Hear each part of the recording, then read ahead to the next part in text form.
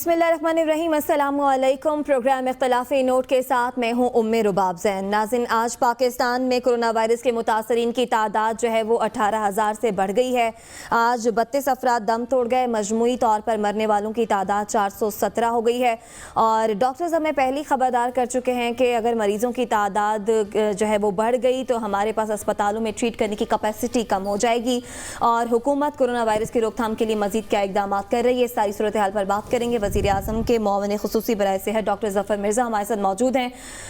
Doctor साहब, गुज़िश्ता 24 घंटे के दौरान 1297 केसेस पहली बार रिपोर्ट हुए। फिर हुकूमत हमें बार बार बताती भी है कि आने वाले वक्त में मुतासर अफराद की तादाद ज़्यादा हो सकती है। अस्पतालों में भी हमने देखा कि कैपेसिटी वक्त के साथ कम हो रही है। आपके करंटीना सेंटर्स में भी जो है वो जगह फिल हो रही है। ऐसे में क्या आप लोगों ने फैसला किया है सेल्फ आइसोलेट करने का लोगों को अपने घरों में ही, जिनके पास ये गुंजाइश मौजूद है? जी, बहुत शुक्रिया जी। यकीनन ये जो आपने डेथ काउंट बताया है, ये अब तक के अकाउंट में सबसे ज़्यादा है, लेकिन ये एक्सपेक्टेड था। और लेकिन हमारी जो एस्टिमेशन थी या जो तखमीना था, उससे तो अभी भी हम नीचे जा रहे हैं। शुक्र है। जहाँ तक हॉस्पिटल कैपेसिटीज का ताल्लुक है, अभी सूरत हाल जो है वो इतनी बुरी नहीं है हॉस्पिटल कैपेसिटीज के हवाले से। और इंशाल्लाह सूरत हाल जो है वो कंट्रोल में ही रहेगी। डॉक्टर साहब, ये कम से कम ये आने वाले जो 4-5 हफ्ते हैं, इसमें सूरत हाल जो है वो कैपेसिटी के हवाले से ठीक रहेगी। डॉक्टर साहब, ये बताइए कि जो वेस्टर्न ममालिक का हमने डेटा देखा, उसमें जब उनके नंबर्स उनके ख्याल में हाईएस्ट पीक पे थे, जिनमें से शायद कुछ थे या नहीं थे, कुछ मजीद इंक्रीज हो गए, तो गवर्नमेंट साथ साथ ये बता रही थी कि क्या वो अपने कर्व की पीक पे पहुंच चुके हैं। बल्कि कुछ ने एलेज किया कि हम पीक पे पहुंच चुके हैं और अब हम हाईएस्ट नंबर ज़रूर हैं, लेकिन हमारे नए आने वाले केसेस या जो हमारा कर्व है वो अब फ्लैटन होने जा रहा है। This is as bad as it's going to get. Pakistan के पर्सपेक्टिव से ये नंबर्स की जो स्पाइक है, ये आपके ख्याल में उस कर्व पे हम किधर हैं? Are we close to the peak या अभी ये अगले कुछ हफ्ते महीने हमें मजीद इंक्रीज होते नजर आएंगे? वी आर गेटिंग देयर जी। और लेकिन इसमें कोई भी बात फ्यूचर के हवाले से हतमी तौर पे नहीं की जा सकती, because of the nature of the problem. लेकिन जो अगर हम दूसरे मुल्कों का पैटर्न देखें और जो हमारी अपनी प्रेडिक्शंस हैं उसको भी देखें और जो अब तक का ट्रेंड है उसको भी देखें, तो हमें लग रहा है कि जून जुलाई में हम पीक करेंगे। सही, जून जुलाई में पीक करेंगे। और इंशाअल्लाह। डॉक्टर साहब, ये बताइएगा कि अब जो कोरोना है वो इतना नोवेल नहीं रहा, यानी जो हम इसके बारे में अब बहुत सारी चीज़ें हमें पता चल गई हैं। कुछ ये भी पता चल गया है कि कई अक्सर मरीज़ ऐसे हैं जिन्हें किसी दवाई की ज़रूरत नहीं, महज आइसोलेशन की ज़रूरत है। कुछ दवाइयों के मामलात भी पता चल गए हैं, कुछ प्लाज्मा वाली चीज़ें भी सामने आ गई हैं। तो गोया उतनी नॉवेल्टी बाकी नहीं रही जितनी हुआन में थी। तो क्या अब ये मुनासिब तरीका नहीं होगा कि हम SOPs बनाकर कहीं मॉडल बना लें, मसलन इस्लामाबाद को ही, कि वहाँ पर लॉकडाउन लिफ्ट कर दें? जी देखें, SOPs तो हमने बनाए हुए हैं। अगर आपकी मुराद इस चीज़ से है कि जिस तरह के शुरू में आपने फरमाया था या आपकी को होस्ट ने फरमाया था कि हमें होम आइसोलेशन या होम क्वारंटाइन की जो स्ट्रेटजी है वो अपनानी चाहिए, तो बिल्कुल अपनानी चाहिए। उसके लिए हमारे SOPs ऑलरेडी बने हुए हैं, हमारी वेबसाइट पे पड़े हैं। डॉक्टर साहब, सॉरी टू कट इन, मेरे मुराद ये है कि बिजनेस SOPs की मिसाल के तौर पे बाज़ लोगों से हमने डॉक्टर्स से बात की तो वो कहते हैं कि अगर 2 लोगों ने मास्क भी पहन रखा है और ग्लव्स भी पहन रखे हैं तो they can do business as usual. नहीं, अच्छा, मैं दूसरी तरफ आ रहा था कि हमने शॉप्स के लिए भी SOPs बनाए हुए हैं। एसेंशियल इंडस्ट्री जो है, जो हमने ओपन की थी, उसके लिए भी SOPs बनाए हुए हैं। और इवन कंस्ट्रक्शन सेक्टर जब खोला उसके लिए भी SOPs बनाए हुए हैं। ठीक है। आज की अगर आपने मेरी प्रेस कॉन्फ्रेंस देखी है तो उसमें मैंने सारे लिस्ट किए हैं कि हमारे पास SOPs जो हैं, तकरीबन 13 के करीब SOPs हैं जो हमने बनाए हुए हैं, हमारी वेबसाइट पे अवेलेबल हैं। और अब हम ये करने जा रहे हैं کہ ایک ایک SOP کو اٹھا کے تو اس کے اوپر ایک پورا کمیونیکیشن پیکج بنائیں گے ویری گڈ. کہ یہ SOP ہے کیا, اس کا مقصد کیا ہے, اس کے مختلف شکیں کیا ہیں, ان کو کیسے ہم نے اس کا نفاذ کرنا ہے, کیسے اس کو مانیٹر کرنا ہے اور کیسے لوگوں کو اکاؤنٹیبل بھی کرنا ہے. تو ڈاکٹر صاحب آپ کی بات سے لگ رہا ہے کہ down the line lockdown نرم ہوگا پھر انشاءاللہ, یعنی ہم بزنس ایز یوزول کی طرف لوٹیں گے. Smart lockdown. Smart lockdown, ٹھیک ہے. ڈاکٹر صاحب یہ جو بھی حبیب اکرم صاحب نے آپ سے پوچھا کہ اسلام آباد کو اگر آپ ایک ماڈل لے لیں یا پاکستان میں کسی اور جگہ کو ماڈل لے لیں, یہ ایک بڑا, اگر واقعی ہم لفٹنگ کی طرف جا رہے ہیں اور آپ کے خیال میں اسمارٹ لاک ڈاؤنز کا بیسک مقصد یہ ہے کہ کچھ ایریاز میں لاک ڈاؤن جو ہے وہ سخت ہوگا, دیگر میں نہیں ہوگا, تو ایک اچھا میسج نہ ہو, if that's your policy, ایک اچھا میسج نہ ہو حکومت کی طرف سے کہ وہ یہ اناؤنس کر سکے کہ یہ فلانا جو ماڈل سٹی ہے یا ٹاؤن ہے یا قصبہ ہے, اس کو ہم نے پوری طرح کھول دیا ہے کیونکہ یہاں پہ ہم نے SOPs اپنے امپلیمنٹ کر دی ہیں. کوئی بھی ایک شہر لے لیں, اسلام آباد لے لیں, کوئی دیگر پنجاب میں شہر لے لیں, سندھ میں لے لیں, کہ ایک شہر کو ایز ماڈل پریزنٹ کیا جائے کہ اس شہر میں SOPs امپلیمنٹ ہو چکے ہیں, لوگوں تک پہنچ چکے ہیں, انفورسمنٹ میکنزم ان پلیس ہے, this town is now fully operational for business. کوئی اس طرح کا پلان ہے؟ دیکھیں جی, جہاں تک تو اس بات آپ کے سوال کا کہ اس حصے کا تعلق ہے کہ ہم کیوں نہ ایک جگہ کے اوپر سارا کچھ امپلیمنٹ کریں اور اسے ماڈل بنائیں, تو میں بالکل متفق ہوں اس سے, اور اسلام آباد میں ہم یہی کرنے کی کوشش کر رہے ہیں. جہاں تک اس بات کا تعلق ہے کہ آپ یہ بھی ایزیوم کر رہے ہیں کہ ماڈل بنانے کا یہ مطلب ہے کہ ہر چیز نفاذ کر کے پوری چیز کھول دیں, تو یہ اس سٹیج پہ ابھی ہم نہیں ہیں. لہٰذا کیونکہ جو اس وقت آؤٹ بریک کی سٹیج ہے کہ جس میں ٹرانسمیشن تیزی سے ہو رہی ہے, ہم ہر چیز کھولنا جو ہے افورڈ نہیں کر سکتے, لیکن بتدریج جیسے جیسے آگے چلیں گے اور جیسے جیسے ہم یہ محسوس کریں گے کہ سارے SOPs جو ہیں وہ بین ہی فالو بھی ہو رہے ہیں, تو آہستہ آہستہ پھر ان کو کھولتے بھی جائیں گے. اور پرائم منسٹر اپنی جو پریس کانفرنسز ہیں اس میں اس بات کو بڑا زور دیتے ہیں. بالکل. اچھا ڈاکٹر صاحب, جو ہم بات کر رہے تھے سیلف آئسولیشن کی, بے شک آپ نے کہا کہ اسپتالوں میں گنجائش موجود ہے, لیکن ہم نے ایکسپو سینٹر میں بھی دیکھا وہاں پر شیشے توڑے گئے اور اعتراض سامنے آیا کہ یہاں پر پراپر سہولتیں جو ہیں وہ پرووائڈ نہیں کی جا رہی, تو لوگوں میں خوف و ہراس بھی ہے. بہت سے ایسے لوگ ہیں جو کہ ٹیسٹ اسی لیے نہیں کرا رہے کہ خدا نخواستہ اگر پازیٹیو نکل آئے اور کرنٹینہ میں چلے گئے تو پھر کیا بنے گا. تو ایسے لوگوں کا خوف دور کرنے کے لیے کہ وہ بے شک ٹیسٹ کرائیں, ان کے پاس گھروں میں ایسی جگہ موجود ہے جہاں پر وہ خود کو سیلف آئسولیٹ کر سکے, تو آپ لوگ الاؤ کریں گے؟ جی بالکل, یہ پالیسی ہے, پراپر پالیسی ہے, یہ کوئی ایسی بات نہیں ہے کہ if or whether or not, یہ تو بالکل ہماری پالیسی ہے. اگر آپ اس SOP کو دیکھ لیں تو اس کے مطابق یہی ہے کہ اگر تو صوبوں پر بھی اس کا اطلاق ہوگا, خاص طور پر پنجاب کی اگر ہم بات کریں. بالکل بالکل بالکل. اور اس میں جو کانٹیکٹس ہیں ان کو ہم, کیونکہ آپ کو شاید آپ نے سنا ہو ٹریسنگ, ٹیسٹنگ اور کوارنٹائن کی اب ہم پالیسی پہ عمل کر رہے ہیں. جی جی. اس کا مطلب یہ ہے کہ جو ہمارے مین کیسز تھے ان کے جو کانٹیکٹس تھے ان کو سسٹمیٹیکلی ان کو ڈیٹیکٹ کر کے, ان کو ٹریس کر کے ان تک پہنچ رہے ہیں, ان کے ٹیسٹ کر رہے ہیں, اور ان کو پھر آئسولیشن کا ان کو کہا جاتا ہے. اور اگر ان کا اگر ٹیسٹ کے نیگیٹو آ جائے تو ان کو ٹھیک ہے, لیکن اگر وہ پازیٹیو ہیں تو ان کو ہوم آئسولیشن میں پھر رکھنے کا کہا جاتا ہے. اور اس کے لیے پھر ایک پورا سسٹم ہے. یہ کوئی ایسی بات نہیں کہ مطلب یہ کوئی تھیوری نہیں, بلکہ اس کے یہ پریکٹس ہے اور یہ اس پہ عمل ہو رہا ہے. تو وہ کون سے SOPs ہیں جنہیں فالو کرتے ہوئے گھروں میں رہ سکتے ہیں؟ ایک منٹ. اور تمام صوبے اس کے لیے آن بورڈ ہیں. ڈاکٹر صاحب یہ بتائیے گا کہ ساری دنیا کے اندر اور پاکستان کے اندر بہت زیادہ انٹرسٹ ہے اس بات میں, ساری دنیا میں ویکسین کی مختلف ڈیولپمنٹ کی خبریں گردش کر رہی ہیں, بلکہ کل کے امریکہ کے اخباروں کے اندر تو کچھ ویکسینز کو جو اسپیشل پرمیشن FDA کی طرف سے ایمرجنسی پرمیشن دی گئی ٹیسٹ کرنے کی, اس کے اوپر بھی بات ہوئی. ہمارے پاس بھی اب سے کچھ عرصہ پہلے خبر آئی تھی کہ چائنا کے ساتھ شاید کچھ کولیبریشن ہو رہی ہے ٹیسٹنگ پرسپیکٹو سے ایسی کسی ویکسین کی جو کہ کیور کے طور پہ سامنے آ سکتا ہے. Where are we with that? ہماری ڈومیسٹک ریسرچ کہاں تک ہے ویکسین کے پرسپیکٹو سے, اور انٹرنیشنل کولیبریشن کے تحت کیا پاسبلٹی ہے کہ ہم اس کے علاج کے کہیں قریب پہنچ رہے ہیں؟ اچھا جی، پہلے تو میں آپ کو یہ بتا دوں کہ نیشنلی ویکسین بنانے کی جہاں تک بات ہے تو وہ تو ابھی کوئی ایسا پروجیکٹ نہیں ہے اس وقت پاکستان میں.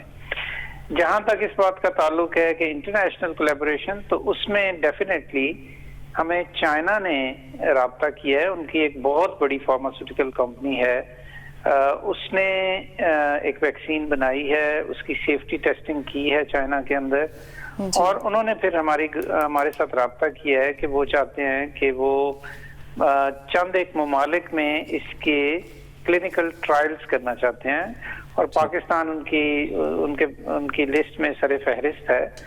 تو اس سلسلے میں انہوں نے آفیشلی ہمیں آفر کیا ہے، جس کو ہم نے پروویژنلی ایکسیپٹ بھی کیا ہے، اور پھر ہم نے ان کو کہا ہے کہ آپ ہمیں مزید اس سلسلے میں ڈاکومنٹیشن وغیرہ دیں، تو تاکہ ہم اس کو پھر اپنے سسٹم میں ریویو کریں. ریگولیٹری اس کی اپروول چاہیے ہوتی ہے، اس کی ایتھیکل اپروول چاہیے ہوتی ہے. تو وہ تمام چیزیں ان ہوپس میں سے نکلنے کے بعد پھر ہم فیصلہ کریں گے کہ اس کی پاکستان میں ہم نے کرنی ہے ٹرائل. ہمارے ساتھ موجود تھے. ابھی وقت بریک سے جب واپس آئیں گے تو فردوس عاشق اعوان کو ان کے عہدے سے کیوں ہٹایا گیا، اس پہ بات کریں گے. ہمارے ساتھ رہیے گا.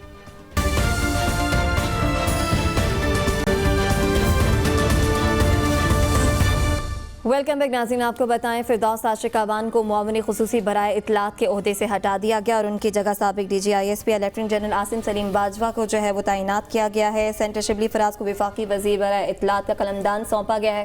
فردوس عاشق اعوان کو ہٹانے کے حوالے سے اطلاعات جو خبریں گردش کرتی رہیں، خبریں سامنے آئیں کہ کرپشن کی وجہ سے ہٹایا گیا. دوسری طرف فردوس عاشق اعوان بھی کہتی ہیں کہ جناب ان کی وزارت میں مداخلت ہوتی تھی. اسی پر بات کریں گے. حبیب صاحب، آپ کو کیا لگتا ہے یہ جو اطلاعات آ رہی ہیں کرپشن کی، پھر فردوس عاشق اعوان صاحبہ کو جو گلے شکوے ہیں، کیا وجہ کیا ہوگی؟ یہ نہ پوچھیں حبیب صاحب سے کہ ان کو لگتا کیا ہے، یہ بتائیں حبیب صاحب آپ کو پتا کیا ہے؟ دیکھیے، کرپشن کا تو کوئی الزام ان کے اوپر نہیں ہے. اگر کرپشن کا الزام ظاہر ہے ان کے مخالفین تو لگانے کی کوشش کریں گے، اور ان کے مخالفین جو حکومت میں موجود ہیں انہوں نے بھی اس حوالے سے کام کیا کہ کرپشن کا کوئی الزام ان کے اوپر لگا دیا جائے یا پتہ چل جائے. تو اس حوالے سے انہیں بھی کچھ نہیں پتہ چل سکا. تو جب کرپشن کا کوئی الزام، کوئی شکایت کہیں کسی کاغذ پہ ان کے خلاف نہیں ہے، تو یہ کہنا انتہائی غلط بات ہوگی کہ انہیں کسی کرپشن کی وجہ سے ہٹایا گیا. اور پھر اگر کرپشن کی وجہ سے ہٹایا جاتا تو یقیناً یہ پاکستان تحریک انصاف کی عزت میں اضافے کا باعث ہوتا نا، کہ ہم اپنے وزیروں کو بھی نہیں چھوڑ رہے تھے، تو اور پاکستان تحریک انصاف اس کو استعمال کرتی، تو لہٰذا ایسی بھی کوئی بات نہیں ہوئی. دوسری بات ہے کہ ان کو ہٹانے کی ریزن کیا ہوئی. دیکھیے، یہ بات میں نے اس پروگرام میں تو نہیں کی، لیکن بہت سارے اپنے لوگوں کو، اور اس پروگرام میں بھی اشارتاً میں ضرور عرض کرتا رہا ہوں کہ کابینہ میں کچھ تبدیلیاں آنے والی ہیں.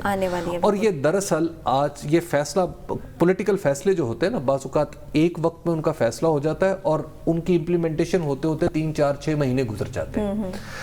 عمران خان صاحب کو سم ہاؤ فردوس عاشق اعوان صاحبہ کا ان کے کینڈے میں پوری نہیں اترتی تھی. اس کی وجہ یہ ہے کہ پاکستان تحریک انصاف کے اندر سے بھی ان کے اوپر دباؤ تھا عمران خان صاحب کے اوپر کہ آپ نے یہ کیا کیا، آپ یہ ہمارا فیس نہیں ہے، یہ تو پیپلز پارٹی کا فیس تھی، یہ تھا. تو ایک تو یہ معاملہ تھا. دوسری بات یہ ہے کہ اس کے ساتھ ساتھ پھر آپ نے جو وزارت اطلاعات ہے نا، یہ ایسی تھینکلیس جاب ہے ام رباب کہ آپ نے برداشت تو بہت کچھ کرنا ہوتا ہے، سننا بہت سارے دوسروں کی غلطیوں کو ڈیفینڈ کرنا ہوتا ہے. بالکل، وہ کرتی بھی رہیں، اور وہ ڈیفینڈ بھی کرتی رہیں، لیکن وہ اچھے طریقے سے ڈیفینڈ نہیں کر پائیں. یہ بات تو ہمیں ماننی پڑے گی. اس کی وجہ یہ ہے کہ حکومت کے اندر ایکسیس ہی ان کی وہ نہیں رہی جو ایک وزیر اطلاعات کی ہونی چاہیے. مطلب ہم نے وہ وزارت اطلاعات بھی دیکھی ہے کہ جس میں سارے کے سارے اطلاعات کے محکمے، چاہے وہ کتنے ہی بڑے وہ ادارہ جاتی تھے، وہ انڈیپینڈنٹ تھے، وہ پولیٹیکل تھے، وہ وزیر اطلاعات کے ایمبٹ سے باہر نہیں نکلتے تھے. یہ نواز شریف کے دور میں آہستہ آہستہ چیزیں بکھرنا شروع ہوئیں، اور اس دور میں تو ماشاءاللہ حکومت کے اندر اطلاعات کے ماہرین کی اتنی بڑی تعداد ہے کہ اب آپ دیکھیں، جب آپ وزیر بنے، فرض کیا آپ، اور یہ آپ کو پتہ سب سے پہلے جو فواد چودھری کا شکوہ بھی یہی تھا کہ ڈرائیور ایک ہونا چاہیے گاڑی کا. اس وقت نعیم الحق مرحوم بھی تھے، اس وقت یوسف بیگ مرزا صاحب بھی تھے، اس وقت طاہر خان صاحب بھی تھے. یہ سارے لوگ مل کے ایک ہی گاڑی کو کئی سمتوں میں چلانے کی کوشش کرتے تھے. اس کے بعد جب محترمہ آئیں فردوس عاشق اوان صاحبہ تو اس کے ساتھ پھر بہت سارے دوسرے کریکٹر بھی آگے. مثلا اب ہمارے جو سینیٹر فیصل صاحب ہیں وہ بھی خود کو بڑا ماہر سمجھتے ہیں میڈیا کا, بھائی فیئر انف آپ بھی ہیں. اچھا اور تو اور میڈیا کا فیصل واڈا صاحب بھی خود کو کہتے ہیں کہ میں بڑا ماہر ہوں, آئی نو what to do with media. اچھا جی آپ بھی بڑے کمال ہیں. اچھا جی اس کے بعد پھر آپ کے کتنے سارے ترجمان ہیں, ایک ترجمانوں کی فوج ہے جو وزیر اعظم کے ساتھ ڈائریکٹ ہے. تو اس میں اس پورے ہجوم کے اندر وزیر اطلاعات کی سیٹ پر جو بھی بیٹھا ہوگا وہ نہایت ہی مظلوم شخص ہوگا. تو فردوس عاشق اوان صاحبہ نمبر 1 پارٹی کے ساتھ لنکڈ ان کا وہ اس طرح نہیں تھا. نمبر 2 عمران خان صاحب نے ان کے بارے میں مجھے پتا ہے کہ کہاں پہ کیا کہا, اور وہ ایسے الفاظ ہیں جو ظاہر ہے میرا خیال ہے کہ اس مجلس کے الفاظ تھے ان کو ٹی وی پہ تارا کیسے بن گئی تھیں یہ بھی آپ سے پوچھوں گی, لیکن سعد آپ کی جانب آؤں گی. حبیب صاحب نے جو بات کی, فردوس عاشق اوان صاحبہ نے بھی گلے شکوے کیے, وزارت میں مداخلت کی. یہ تحریک انصاف کے دور میں ہم دیکھتے ہیں کہ تقریباً ہر وزارت کا ہی بندہ یہ گلہ کر رہا ہوتا ہے کہ ادھر ادھر سے ٹانگیں اڑائی جا رہی ہیں. لیکن سب سے پہلی بات یہ کہ آپ نے حبیب صاحب سے اندر کی کہانی نہیں سنی, جو کہ آپ ان کو تھوڑا وقت دیجیے گا اندر کی کہانی بتانے کے لیے. لیکن میں یہ واضح کرتا چلوں کہ تحریک انصاف کا الیکشن سے پہلے, ہم اس کو تھوڑا سا ذرا ہسٹوریکلی دیکھ لیتے ہیں. الیکشن سے پہلے نعرہ یہ تھا, اور جس کے اوپر بعد میں بڑی تنقید ہوئی کہ انہوں نے نعرہ چینج کر دیا, لیکن ان کا نعرہ یہ تھا کہ ہم وہ ہیں جو نون لیگ اور پیپلز پارٹی نہیں, وہ چور ہیں ہم نہیں, وہ سٹیٹس کو ہیں ہم نہیں, وہ جدی پشتی پولیٹیشنز ہیں ہم نہیں, وہ زمیندار وڈیرے چودھری فلانے ڈھمکانے ہیں ہم نہیں ہیں, ہم ایک نئی پارٹی ہے, نیا فیس ہے. ایسی پولیٹیکل پارٹی کو جس کا ٹوٹل مانترا یہ ہو کہ دوسرے جو ہیں, دوسروں نے جو غلطیاں کی, دوسروں کی جو تاریخ ہے وہ ہماری نہیں, اس پولیٹیکل پارٹی کا فیس فردوس عاشق اوان صاحبہ نہیں ہو سکتی. یہ پہلے سے بات ہو رہی تھی, بلکہ آپ کو یاد ہوگا کہ جب فردوس عاشق اوان صاحبہ کو اس عہدے پہ فائز کیا گیا تھا تو پی ٹی آئی کے اندر سے بڑی آوازیں نکلی تھیں, لوگوں نے بڑی سوشل میڈیا کے اوپر بڑا مذاق اڑا کہ اچھا جی تو پھر آپ کیا نئے ہیں, اگر آپ نے فردوس عاشق اوان صاحبہ ہی آپ کی انفارمیشن منسٹر ہے تو آپ کو کون سی نئی چیز ہے, پھر یہ تو وہی تاریخ ہے جو کہ اب سے پہلے ہوتی آئی. مطلب ساتھ پی ٹی آئی نے ایک دن کے لیے بھی قبول نہیں کیا, جو پی ٹی آئی کا کور ہے اس نے نہیں کیا. دوسری بات یہ جو کرپشن کی ایلیگیشنز ہیں یہ بڑی انفارچونیٹ بات ہے. حبیب صاحب نے درست فرمایا, دیکھیں ارریگولیرٹیز بہت سی چیزوں کے اوپر کوئی بھی شخص ڈھونڈ سکتا ہے. حبیب صاحب نے کی جیکٹ پہ جو بٹن لگا ہوا ہے, میری جیکٹ پہ جو بٹن لگا ہوا ہے, ہو سکتا ہے کہ میں اس بٹن کی رسید نہ دکھا سکوں, یا حبیب صاحب جو گاڑی کا پیٹرول کی رسید نہ دکھا سکیں. ارریگولیرٹیز کی بات اور جو کرپشن کی ایلیگیشنز ہیں جو کہ اب سے پہلے سیاستدانوں پہ لگتی رہی ہیں اور کچھ سیاستدانوں پہ بالکل درست لگی ہیں, سپریم کورٹ تک گئی ہیں, اس طرح کی کرپشن کی ایلیگیشنز فردوس عاشق اوان صاحبہ کے خلاف نہیں ہے, اور نہ ہی اس کا ایک ہوا بنانا چاہیے. فردوس عاشق اوان صاحبہ اپنی 2 گاڑیاں یا 3 گاڑیاں رکھنے کی وجہ سے, یا 3 ملازم اور 2 ملازم رکھنے کی وجہ سے نہیں ریموو ہوئی.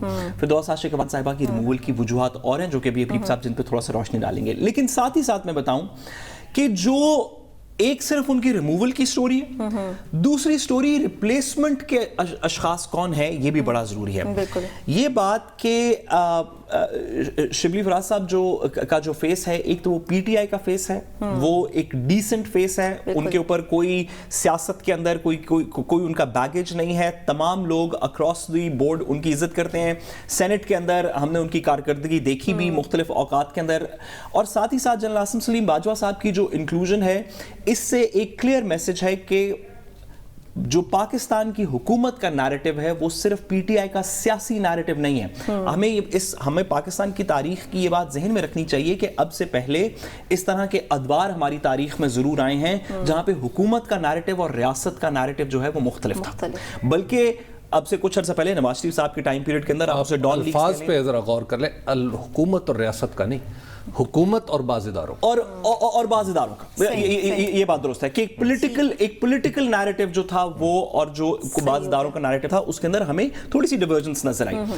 کم از کم اس تمام ایپیسوڈ سے یا اس چینجز سے ایک بات جو سامنے مزید آتی ہے وہ یہ ہے کہ ہماری سیاسی اور اداروں کی دیگر جو پالیسیز ہیں ان کا نیریٹو جو ہے وہ ایک پیج پہ ہوگا, جو بڑا ضروری ہے. یہ پینڈیمک, کرونا پینڈیمک اور اس کے بعد کی دنیا کے اندر اپنا نیریٹو کلیئر کرنے کے لیے. حبیب صاحب بات مختصر رکھیے گا, بریک کے جانے پڑنے. ایک تو یہ بات ہے کہ عاصم باجوہ صاحب کا انکلوژن جو ایس اے پی ایم کے طور پہ ہوا ہے, اس کو بالکل بھی ISPR سے یا فوج سے Relate نہ جوڑنے کیا کی جائے، ضرورت نہیں. بالکل. ایک تو یہ بات ذہن میں رکھیں. دوسری بات یہ ہے کہ کیوں ہوا ہے. عمران خان صاحب کا خیال یہ ہے کہ گزشتہ جتنی بھی دو رہے ہیں یا جتنی بھی ان کی میڈیا ٹیم رہی ہے وہ ان کی شخصیت کو اس طرح اجاگر نہیں کر سکی جس طرح ان کا استحقاق ہے. اور چونکہ عاصم باجوہ صاحب نے پہلی دفعہ پاکستان کی تاریخ میں جنرل راحیل شریف جو چیف آف آرمی اسٹاف تھے ان کی شخصیت سازی کی اور انہیں بگر دین لائف بنا دیا, پورے ISPR کو ری انوینٹ کیا. تو عمران خان صاحب کی یہ توقع ہے کہ جو نئے SAPM برائے اطلاعات ہیں دراصل یہ کام کریں گے.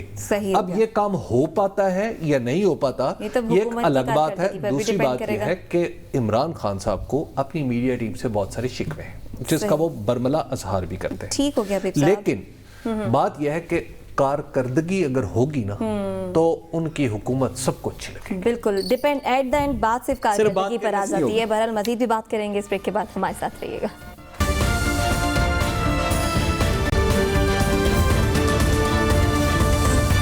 ویلکم بیک ناظرین. ایک بار پھر 18ویں ترمیم کی گونج ہے. حکومت 18ویں ترمیم میں کچھ جو ہے وہ رد و بدل کرنا چاہتی ہے. اسی ساری صورتحال پر بات کریں گے. حبیب صاحب, ایک جانب ہم دیکھ رہے ہیں کہ ہم ایک کورونا جیسی خطرناک وبا سے لڑ رہے ہیں, ہمیں ایک پیج پر ہونا ہے, مل کر مقابلہ کر رہے ہیں. پھر آپ ایک ایسا ایشو بیچ میں لے کر آ رہے ہیں جسے لانے کے بعد یقینی طور پر آپ جو ہے ایک پیج پر نہیں رہ سکیں گے, جو کہ آپ ابھی بھی نہیں ہیں. عمر باب, ایک تو نا میں یہ جب آپ جیسے نوجوان جب بات کرتے ہیں نا ایک پیج اور 2 پیج اور پتہ نہیں ایک یکجہتی اور یہ مجھے ایسا لگتا ہے کہ آپ ان لفظوں کو کھوکھلا کرتے چلے جاتے ہیں. اچھا, وہ کیوں؟ بات یہ ہے کہ حکومت کے بارے میں سمجھیے, یہ ریاست پاکستان چلانا حکومت کی ذمہ داری ہوتی ہے اور حکومت کے صرف آپ کی میری طرح 2 ہاتھ نہیں ہوتے, 2 کان نہیں ہوتے. حکومت ایک بہت بڑی میمت مشین کا نام ہے جو بیک وقت بہت سارے کام کر سکتی ہے. ایک تو یہ بات ذہن میں رکھیں. تو لہٰذا حکومت اگر ایک پینڈیمک سے لڑ رہی ہے تو اس کا یہ مطلب نہیں ہے کہ باقی سارے کام روک دے. اس نے بجلی بھی چلانی ہے, اس نے گیس بھی دینی ہے اور اس نے کانسٹیٹیوشنل کے اندر اگر کوئی ضرورت ہے کسی جگہ پہ اور جو کہ اس کرائسس میں واضح ہوئی ہے حکومت کے خیال میں تو یس وہ ان کی طرف بھی توجہ کرنی چاہیے. یہ حکومت کا حق ہے اور حکومت پولیٹیکلی اس پہ اگر کوئی موو چلانا چاہتی ہے تو بسم اللہ چلائے, کیونکہ پاکستان تحریک انصاف کی حکومت کا یہ بہت بڑا اعزاز ہے کہ یہ ایسی چیزوں پہ بھی مہم چلا لیتی ہے جس پہ مہم چلانے کی کوئی ضرورت نہیں ہوتی. مثلا 18ویں ترمیم, میں پورے وثوق سے یہ بات کر سکتا ہوں کہ آپ پاکستان تحریک انصاف کے ٹاپ ٹو باٹم اگر آپ کسی شخص کو بٹھائیں اور اسے کہیں کہ تمہیں میرے بھائی یہ بتاؤ کہ یا میری بہن یہ بتاؤ کہ 18ویں ترمیم پہ کون سے 2 اعتراضات ہیں تو اسے یہ نہیں پتا ہوگا اعتراض کیا ہے. ٹھیک ہے, اسے اعتراض کیا ہے. اچھا, اب تک جو میں چونکہ ایک سیاسیات کا طالب علم ہوں اور میں نے اس سیاسی جماعت کے بے شمار ادھانے مبارک یعنی منہ مبارک جو ہیں ان کے جتنے منہ اتنی باتیں ہیں نا, تو جتنے منہ ٹی وی پہ آتے ہیں اور جتنے باتیں میں نے سنی ہیں میں اس سے صرف ایک چیز اخذ کر پایا, بلکہ 2 چیزیں. ایک تو یہ کہ انہوں نے نہیں پتا 18ویں ترمیم کی اور دوسرا یہ ہے کہ ان کا مسئلہ ہے فینانسز اور فینانسز کا مسئلہ حل ہونا ہے سب سے پہلے NFC میں جا کے. تو NFC میں جائیں, کچھ مسائل 18ویں ترمیم کے ہیں وہ نہ پہلے تو اگر ایک دفعہ اس کو پڑھ لیں تو بڑی مناسب بات ہوگی, لیکن اصل مسئلہ ہے ان کے فینانسز کا. اور فینانسز کا مسئلہ بھی کیوں پیدا ہوا؟ فینانسز کا مسئلہ آپ کے کس نے کہا تھا میں 8,000 ارب اس پاکستان سے اکٹھا کروں گا؟ یہ کس نے کہا تھا کہ میں FBR میں اب اصلاحات کرنے جا رہا ہوں؟ پاکستان کے بجٹ کا بنانے اور اس کی امپلیمنٹیشن کا جو نگران باہر سے دساور سے لے کے آئے تھے وہ بھی بیٹھا ہوا ہے نا ابھی, تو اس نے اب تک کیوں نہیں امپلیمنٹ کیا؟ بات یہ ہے کہ اپنی نالائکیاں آپ, وہ انگریزی کا محاورہ ہے کہ ایک جو برا کاریگر ہوتا ہے وہ اپنے اوزاروں سے لڑتا رہتا ہے. صحیح. تو یار ناچ نہ جانے آنگن ٹیڑھا. اب انہیں آنگن ٹیڑھا نظر آنا شروع ہو, اپنی نالائکیوں پہ توجہ کریں. 18ویں ترمیم مسئلہ نہیں ہے. 18ویں ترمیم مسئلہ نہیں ہے, لیکن فضل الرحمان کہتے ہیں اس سے تو آئینی بحران پیدا ہو جائے گا.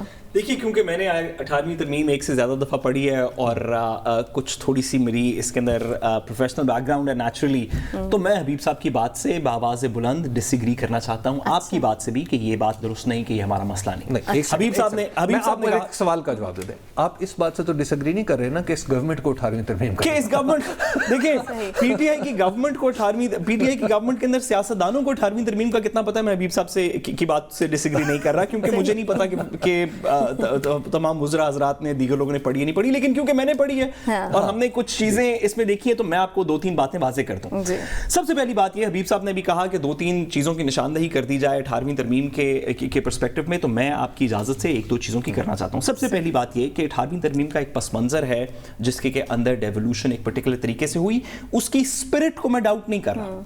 प्रोविंसेस के पास अच्छी ऑटोनॉमी होनी चाहिए, प्रोविंसेस को अपना काम करना चाहिए, लेकिन प्रोविंसेस की ऑटोनॉमी का जो मकसद 18वीं तरमीम के तहत होना था वो उस तरह ट्रांसलेट नहीं हुआ आइन के अंदर। सबसे पहली बात ये कि डेवोल्यूशन ऑफ पावर 18वीं तरमीम में सिर्फ सूबों तक नहीं जानी थी, लोकल गवर्नमेंट्स तक जानी थी। बिल्कुल। आर्टिकल 140A 18वीं तरमीम के अंदर लिखा हुआ है, हबीब साहब मेरे से बेहतर जानते हैं कि लोकल गवर्नमेंट तक डेवोल्यूशन ऑफ पावर जो 18वीं तरमीम का एक कॉर्नर स्टोन था कि ताकत जिले सतह तक जाएगी, उससे भी नीचे जाएगी, वो लिख तो दिया गया लेकिन आज तक इंप्लीमेंट नहीं हुआ। हबीब साहब 2010 में 18वीं तरमीम आई थी, 2020 आ चुके हैं, किसी सूबे में एक मौसर लोकल गवर्नमेंट का सिस्टम हमने इस टाइम पीरियड में नहीं देखा। 18वीं तरमीम में बहुत सी इस तरह की शिकें हैं, फॉर एग्जांपल आर्टिकल 63A जो ये कहता है कि पॉलिटिकल पार्टी का जो लीडर है उसकी मर्जी के खिलाफ कोई बंदा जो नेशनल असेंबली में है या सेनेट में है, लेकिन नेशनल असेंबली की बात कर लेते हैं, कोई शख्स ना प्राइम मिनिस्टर के वोट ऑफ कॉन्फिडेंस के ऊपर वोट कर सकता है अपनी पार्टी के लीडर के खिलाफ, ना कॉन्स्टिट्यूशनल अमेंडमेंट पे कर सकता है, और ना ही बजट के ऊपर कर सकता है। जिसका मकसद यह है कि एक वक्त ऐसा था जिसमें 3 पॉलिटिकल पार्टीज के लीडर्स पार्लियामेंट में मौजूद नहीं थे। पीएमएलएन के नवाज शरीफ साहब पार्लियामेंट में मौजूद नहीं थे, जरदारी साहब पीपल्स पार्टी के पार्लियामेंट में मौजूद नहीं थे, और बानी एमक्यूएम भी पार्लियामेंट में मौजूद नहीं थे। बल्कि ऐसा वक्त था कि तीनों मुल्क से बाहर थे। अच्छा। जरदारी साहब एज प्रेसिडेंट, और वो 3 बंदे अपने कमरे में बैठ के जो आईनी तरमीम कह देते वो हो जाती, जो बजट के ऊपर साइन कर देते वो हो जाती। अच्छा। जिस शख्स को कहते प्राइम मिनिस्टर उसको बनाना पड़ता, और आइन में लिखा हुआ था कि इनकी पार्टी, आइन में आज भी लिखा हुआ है कि इनकी पार्टी का कोई शख्स इनकी इजाजत के बगैर उस फैसले को चैलेंज नहीं कर सकता। ये जमहूरियत के अंदर 18वीं तरमीम के अंदर लिखा है। तीसरी बात, हमने देखा कि कराची का कचरा अगर उठाना हो, सूबाई हुकूमत ना उठा रही हो तो वफाकी हुकूमत उठा नहीं सकती। अगर हस्पताल पंजाब में नहीं चल रहा हो, सूबाई हुकूमत ना चला रही हो, आप और मैं हस्पताल जाए, हम प्राइम मिनिस्टर साहब से कहें कि सर ये हस्पताल नहीं चल रहा है, यहाँ वेंटिलेटर ला दें, तो प्राइम मिनिस्टर वहाँ पे वेंटिलेटर ला नहीं सकता, हस्पताल चला नहीं सकता, क्योंकि ये काम उसका है ही नहीं। 18वीं तरमीम के अंदर ममानत है कि आप हेल्थ के अंदर, हेल्थ सेक्टर के अंदर वफाकी हुकूमत उन चीज़ों के अंदर नहीं पड़ेगी जो सूबाई हुकूमत की चीज़ें। इस तरह बहुत सी चीज़ें हैं जो कि 18वीं तरमीम की वजह से पहले भी मसाइल आ रहे थे। ये मैं नहीं कहना चाहता कि 18वीं तरमीम की स्पिरिट की वजह से, उसकी स्पिरिट डेवोल्यूशन की ठीक है, लेकिन उसकी जो हबीब साहब ने भी एनएफसी के अवार्ड की बात की, मैं इसके ऊपर भी एक 18वीं तरमीम के अंदर जो एनएफसी अवार्ड का आर्टिकल इंक्लूड किया गया है हबीब साहब, उसके अंदर ये लिखा है कि किसी सूबे का प्रोपोर्शन पिछले साल से अगले साल कम नहीं होगा। ठीक है जी। अब लेट्स से कि बलूचिस्तान को अपने पैसे ज्यादा देने हैं, बलूचिस्तान का X%, लेट्स से कि 5% उसका, 10% उसका शेयर है, आपने उसको पैसे ज्यादा देने हैं, तो किसी सूबे का प्रोपोर्शन कम करके ही देंगे ना। बिल्कुल भाई आपके 50% है, मेरे 50% हैं, आप 51 करना चाहते हैं तो मेरे 49 करेंगे, तो उनके 51 करेंगे ना। 18वीं तरमीम के जो लॉजिकल इनकंसिस्टेंसीज हैं उनको रिविजिट करना चाहिए। आज सॉरी एक जुमला हबीब साहब, हमारे मुल्क के अंदर 25 तरमीमें कम से कम आइन की मुख्तलिफ टाइम पीरियड्स के ऊपर प्रेजेंट हो चुकी हैं। उनके अंदर 18वीं तरमीम ने 17वीं तरमीम को अंडू किया, इसी तरह मुख्तलिफ तरमीमों ने पिछलों को अंडू किया। इस पे बात करनी गैर जमहूरी नहीं है। बात यह है कि आपने जितनी भी तरमीम आपने बताई ना, ये एक इरिटेंट तो है, इरिटेंट हो सकते हैं, प्रॉब्लम ये नहीं है। प्रॉब्लम 18वीं तरमीम बेसिकली ये है ही नहीं।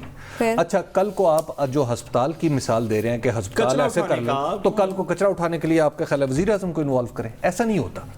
आपको हमेशा एक मैंडेट के तहत एक मखसूस गवर्नमेंट बनती है। बल्दियाती निज़ाम अच्छा परफॉर्म नहीं करेगा, वो वोट आउट होगा। सूबे का वज़ीर आला उस्मान बुज़दार नहीं अच्छा परफॉर्म करेगा, ये वोट आउट हो जाएगा। वज़ीर आज़म अच्छा परफॉर्म नहीं करेगा, वो वोट आउट हो जाएगा। इसमें किसी को कोई अभाम नहीं है। सही। दूसरी बात यह है कि ये जो पार्टी आपने कहा ना कि ये पार्टी 63A, सर अगर ये 63A आज आप निकालें और सुबह मुझे ये हुकूमत खड़ी रहेगी तो आप मेरा नाम बदल दीजिए। देखिए बात और होते हैं, देखिए मामला कुछ और है। मामला ये है कि इस गवर्नमेंट ने टैक्सेशन में नाकामी, बल्कि बुरी तरह नाकामी इस मुल्क के चेहरे पे मल दी है। انہوں نے کہا تھا ٹیکس نیٹ بڑھائیں گے, جی ٹیکس نیٹ بڑھتا تو وفاق کا حصہ بھی بڑھتا. لیکن مل کر بیٹھ بھی تو سکتے ہیں نا, یہ کہنا کہ آئینی بحران آ جائے گا یا پھر ترمیم نہیں ہونے دیں گے, آئینی کسی بات کے پاکستان میں کسی مکالمے سے کبھی آئینی بحران نہیں آتا, اور آئین کو ڈسکس کرنے سے بالکل نہیں ہوتا, بحران نہیں آتا. ہاں ایک بات ہے, اگر یہ اس بات پہ غور کر لیں نا کہ سابق وزیر اعظم کی نااہلی ختم کی جائے تو شاید بہت ساری چیزوں پر بات ہو جائے. ٹھیک ہے, اور پینما کے فیکٹس بھی انہوں دے دیے جائیں تو ساری چیزیں. آپ سے کل ملاقات ہوگی اللہ نے کے بعد.